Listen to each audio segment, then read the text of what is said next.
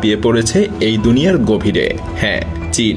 তারা এখন আর কেবল গবেষণা করছে না, তারা সমুদ্রের এই গভীরে রোবট পাঠাচ্ছে, সমুদ্রের তলে স্থায়ী ঘাঁটি বানানোর ছক কষছে।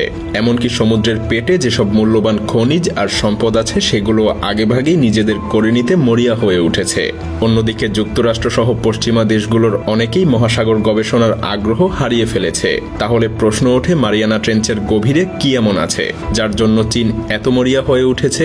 কেন সমুদ্রের গভীরে গড়ে তুলছে রোবটের ঘাঁটি? চলুন আজ এগুলোই জানবো।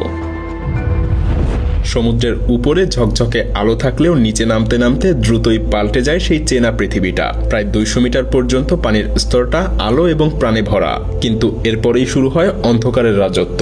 যত নিচে নামা হয় ততটাই আলো ফিকে হতে থাকে আর পানির চাপ বাড়তে থাকে ভয়ঙ্করভাবে, যেন চারপাশ থেকে ধীরে ধীরে কোনো অদৃশ্য হাত আপনাকে চেপে ধরছে।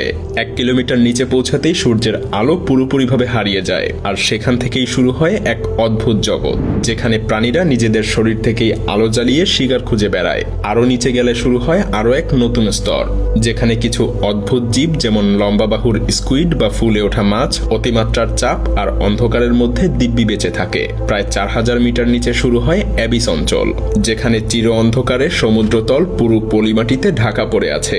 দেখলে মনে হবে এটা এক